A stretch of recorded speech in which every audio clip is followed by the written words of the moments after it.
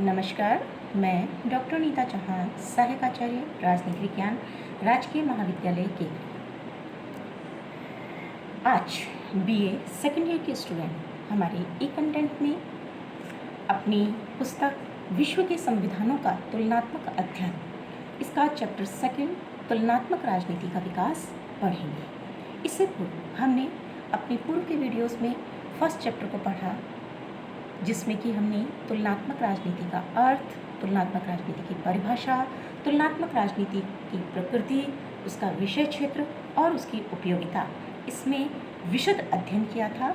उम्मीद करती हूँ कि आप सभी लोगों को उसमें कहीं कोई दिक्कत नहीं आ रही होगी। अगर आपको किसी भी प्रकार की कोई परेशानी हो तो आप व्हाट्सएप नंबर पर संपर्क करें और आपको निश्चित रूप से जो भी परेशानी होगी उसका समाधान किया जाएगा। चैप्टर सेकंड में आज के वीडियोस में हम तुलनात्मक राजनीति का विकास, इस पर विशद रूप से चर्चा करेंगे। और जब हम तुलनात्मक राजनीति के विकास की बात करते हैं तो राजनीति विज्ञान में तुलनात्मक विश्लेषण की परंपरा जो है वो कोई नई नहीं है। तुलनात्मक विश्लेषण की परंपरा उतनी ही पुरानी है जितनी कि अरस्तु का चिंतन रहा है। यह सत्य है कि जब से राजनीतिक व्यवहार एवं राजनीति का अध्ययन करने का प्रयास आरंभ हुआ, तभी से तुलनात्मक अध्ययन किए जाते रहे हैं। किंतु इस प्रकार के अध्ययन प्रथम प्रयास में मूलतः सरकार के औपचारिक एवं संरचनात्मक पक्षों पर ही केंद्रित रहा। 19वीं शताब्दी के मध्य में राजनीति शास्त्रियों ने पश्चिमी विश्व के समान सांस्कृतिक एवं सामाजिक आर्थिक पृष्ठभूमि वाले राष्ट्रों को अपने के अध्ययन का केंद्र बिंदु बनाया। यानी पूर्व के जब हम राजनीति विज्ञान को पढ़ते हैं तो वहाँ पर केवल जो परंपरागत विषय हुआ करते थे उन्हीं का अध्ययन राजनीति में किया जाता था। लेकिन धीरे धीरे इस सोच में परिवर्तन आया और अब अन्य राष्ट्रों के साथ तुलनात्मक अध्ययन पर बल दिया जाने लगा। जी.के. रॉबर्ट्स ने तुलनात्मक राजनीति विषय के ऐतिहासिक विकास को मोटे तौर पर 3 कालों में विभक्त किया है: अपरिष्कृत, परिष्कृत और प्रगामी रूप से परिष्कृत। अध्ययन की सुविधा की दृष्टि से तुलनात्मक राजनीति को 3 चरणों में हम देख सकते हैं। ये आप देख रहे हैं स्टूडेंट्स, द्वितीय महायुद्ध तक तुलनात्मक राजनीति का विकास, तुलनात्मक राजनीति में युद्धोत्तर विकास और तुलनात्मक राजनीति के विकास का वर्तमान चरण, यानी 3 चरणों में होकर तुलनात्मक राजनीति का जो स्वरूप है वो हमारे सामने उभर कर सामने आया है। तो सबसे पहले हम इस पर चूँकि विस्तार से चर्चा कर रहे हैं तो हम सबसे पहले पढ़ेंगे द्वितीय महायुद्ध तक तुलनात्मक राजनीति का विकास। अरस्तु, Machiavelli, Montesquieu, Lord Bryce, de Tocqueville आदि के योगदान को तुलनात्मक राजनीति के विकास की सबसे पहले जो द्वितीय महायुद्ध तक तुलनात्मक राजनीति का विकास है, इसमें हम सबसे पहले देखेंगे। तुलनात्मक संवैधानिक अध्ययन के प्रथम प्रयास का अनुभव हमें अरस्तु के राजनीतिक चिंतन में मिलता है। अरस्तु ने, जैसा कि आप सब लोगों ने को पता होगा, अरस्तु ने 158 संविधानों का तुलनात्मक अध्ययन किया। उसने प्रत्येक काल की राजनीतिक स्थितियों का विश्लेषण करने के उपरांत निकाले गए जो निष्कर्ष थे उनके आधार पर राज्य के सिद्धांतों का निरूपण किया। अरस्तु ने राजनीति शास्त्र को अन्य सामाजिक शास्त्रों से पृथक कर एक स्वतंत्र शास्त्र या विज्ञान का स्थान प्रदान किया। उसने आगमनात्मक पद्धति का प्रयोग किया, जिसके अनुसार वस्तु स्थिति का यथार्थ रूप में निरीक्षण और अध्ययन किया जाता है तथा वैज्ञानिक ढंग से निरीक्षण के आधार पर निष्कर्ष निकाले जाते हैं। इसी तरीके से दूसरा नाम आता है मैकियावेली। मैकियावेली का युग जो है वो बौद्धिक पुनर्जागरण का युग था। बौद्धिक पुनर्जागरण के इस युग में मनुष्य को ही प्रत्येक वस्तु का मापदंड माना जाने लगा। मैकियावेली ने राज्य कला और शासन कला के अध्ययन पर जोर दिया। मेकियावेली का नेतृत्व विश्लेषण अनेक प्राचीन एवं तत्कालीन उदाहरणों पर आधारित था। जैसे उसने कई गवेषणात्मक प्रश्न उठाए, एक शासक किस प्रकार सफल हो सकता है, शक्ति कैसे प्राप्त की जा सकती है, या जो शक्ति प्राप्त की गई है उसे कैसे कायम रखा जा सकता है। उसने राजनीतिक पद्धति में अनुभववाद और इतिहासवाद का बहुत ही सुंदर समन्वय किया है।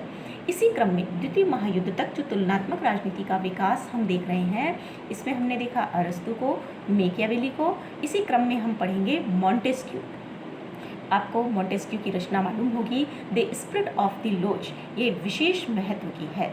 मॉन्टेस्क्यू ने अनुभूति मूलक दृष्टिकोण तथा निरीक्षण पर आधारित वैज्ञानिक ऐतिहासिक पद्धति का अपनाया और राजनीतिक प्रश्नों का निरपेक्ष राजनीतिक सिद्धांतों के आधार पर ही नहीं वरन वास्तविक परिस्थितियों को ध्यान में रखकर विवेचन किया। उसने आगमनात्मक पद्धति का प्रयोग किया, सही सरकार को समाजशास्त्र और परिस्थितियों के मसले के रूप में उसने स्वीकार किया।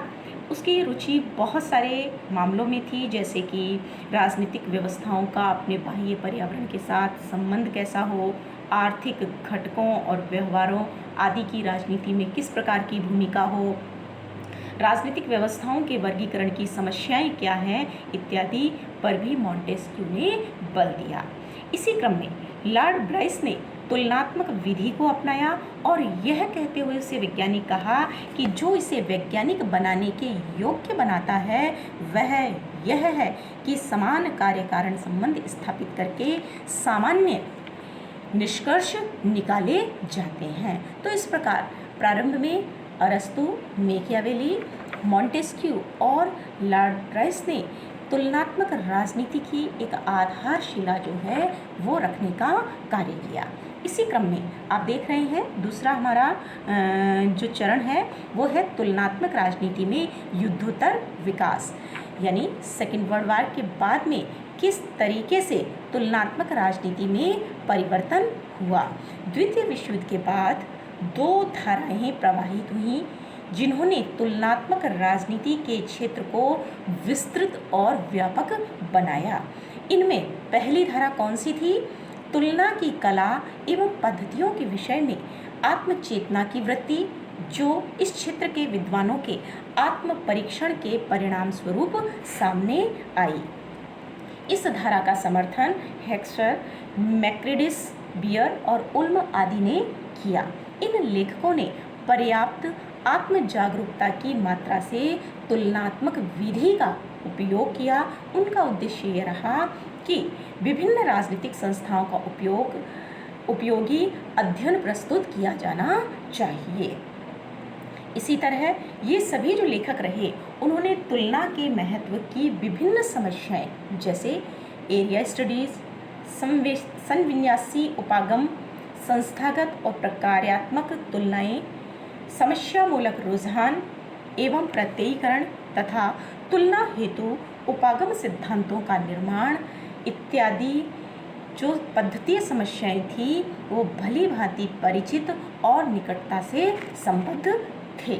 विकास के इस चरण के साथ ही तुलनात्मक राजनीति के क्षेत्र से बाहर राजनीतिक आधुनिकीकरण, राजनीतिक विश्लेषण, राजनीतिक समाजशास्त्र एवं अंतर्राष्ट्रीय राजनीति से संबंधित नई अवधारणाएं जो हैं उनका विकास होने लगा, जिसके परिणाम स्वरूप तुलनात्मक विश्लेषण में प्रत्ययीकरण पद्धति, मॉडल्स एवं व्यवहारवादी सिद्धांतों के रूप में कृत्रिमता की वृद्धि हुई। इसका मूल उद्देश्य जो था वो राजनीति विज्ञान के सामान्य स्वरूप में सुधार प्रस्तुत करना, किंतु अंततः इससे तुलनात्मक राजनीति को ही लाभ हुआ। ये था दूसरा चरण जो कि तुलनात्मक राजनीति में सेकेंड वर्ल्ड वॉर जो हुआ उसके बाद हुआ। अब हम पढ़ेंगे तीसरा चरण, तुलनात्मक राजनीति के विकास का तीसरा चरण, या जिसे हम कहेंगे वर्तमान चरण।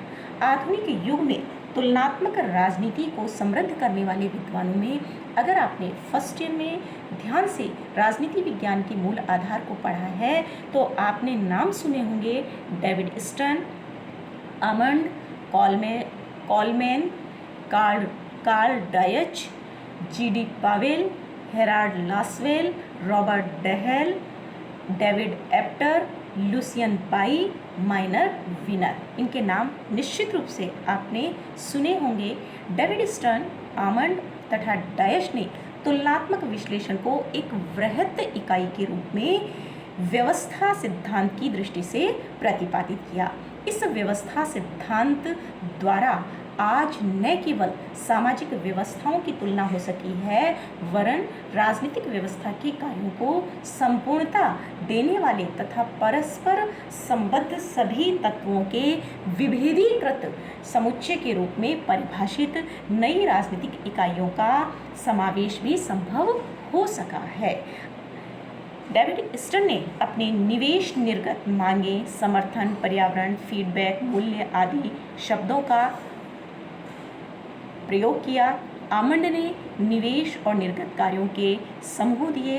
डैश ने संचार से संबंधित विशिष्ट भाषा को राजनीतिक व्यवस्थाओं के बारे में लागू करके निम्न शब्दों का प्रयोग किया, जैसे कि स्वायत्तता, स्मरण, भार, लाभ, उत्तेजना पाने वाले विभिन्न प्रकार के पोस्ट इत्यादि।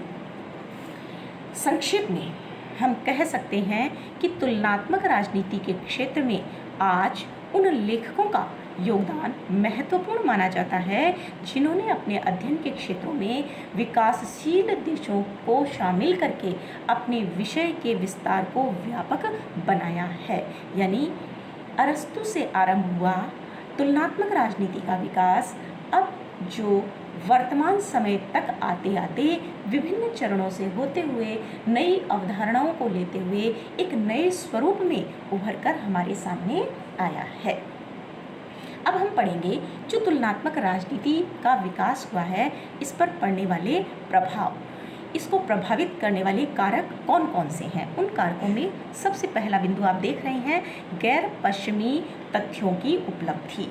गैर पश्चिमी विकासोन्मुख जो राष्ट्र रहे उनमें पश्चिमी संरचनाएं जो थीं उनकी, जैसे नौकरशाही हुई, राजनीतिक दल हुए, दबाव समूह या अन्य संसदीय संस्थाओं के प्रयोग के कारण अमेरिकी एवं यूरोपीय धाराओं से भिन्न परिणामों की प्राप्ति हुई।